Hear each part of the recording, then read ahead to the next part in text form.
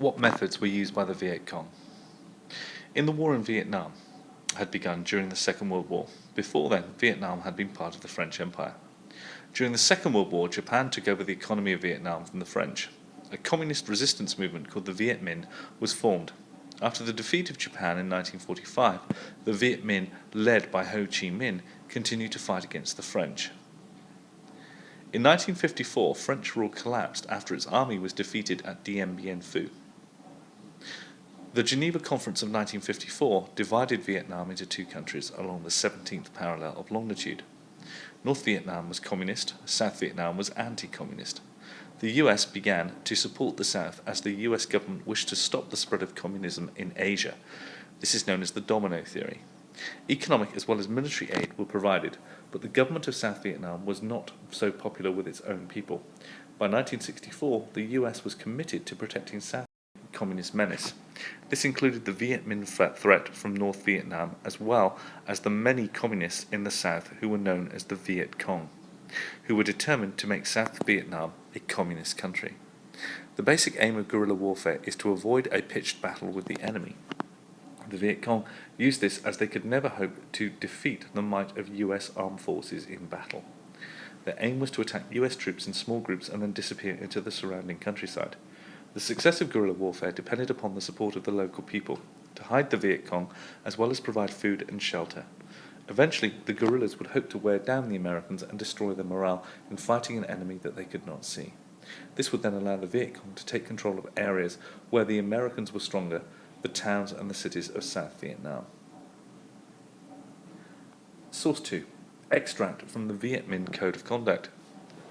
Be polite, be fair, return anything borrowed, do not damage crops, do not flirt with women. The Viet Cong were recruited mainly from men and women who lived in South Vietnam. Other recruits came from North Vietnam. The Viet Cong lived and worked within the village communities and became part of the villages. By following the code of conduct, they could win the support for local people. This support from the local villagers was key to the guerrilla tactics used by the Viet Cong. Without this, they would have had no place to hide. The Viet Cong also tried to persuade villagers to join them in the struggle, so they often targeted officials of the South Vietnam government who would be unpopular with the villagers. These were the people who led the police and the people to whom they paid tax. The Viet Cong also managed to get jobs at US camps doing simple tasks like cooking and cleaning. One officer bitterly wrote, "What's a civilian? Somebody who works for us during the day and puts on VC pajamas at night." Source 3. A VC soldier. The Viet Cong were also soldiers trained to fight in the tactics of guerrilla warfare. Direct face-to-face combat with the American or South Vietnamese armies was avoided, and instead they preferred tactics that were small-scale. They would ambush an American or South Vietnamese patrol and kill or capture men in the unit. If captured, the enemy was tortured before being killed. They would set booby traps or plant bombs on known routes of enemy patrols. Having done their work, the Viet Cong would then disappear into the villages. Source 4. A soldier remembers the effects of a booby trap. Pulaski tripped on a booby trap and it blew the hell out of him. Evidently, the enemy stole the explosive from our own base. The explosion blew one leg off about midway between the knee and the groin, and the other leg was blown off at the calf. The explosion left his body half naked. Another tactic by the VC was the use of Punji Sticks, which were sharpened bamboo sticks covered in excrement, that were set to hit soldiers or placed in dugout-covered holes in the ground. These sticks would either kill the soldier or cause a really bad infection which may lead to amputation. These hit-and-run tactics made it difficult for the Americans to know their enemy, yet alone defeat them. An important aim of the Viet Cong was to remain safe from US attack. They could not always assume that they would be safe in the villages or safe from American bombing, so they built networks of tunnels below ground in the countryside in which to live and hide. These tunnels catered for all the needs of the VC.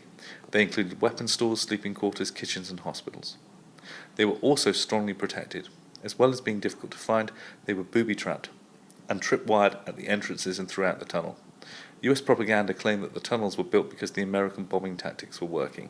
In fact, the opposite was true. The tunnel system showed the level of organization and the determination of the Viet Cong. The Viet Cong needed to be supplied with equipment and weapons, and these supplies could only come from north of Vietnam. thousands throughout Vietnam, linking the north to the south. The supply routes were often bombed by American planes and the supplies were destroyed. This could have a damaging effect on the North Vietnamese war effort. To try and avoid this, the Communists developed supply routes from North Vietnam through the neighbouring countries of Laos and Cambodia and then into South Vietnam. This was called the Ho Chi Minh Trail. It was over 600 miles in length and in some places more than 50 miles wide. It had bridges to cross streams and embankments to cut through hills.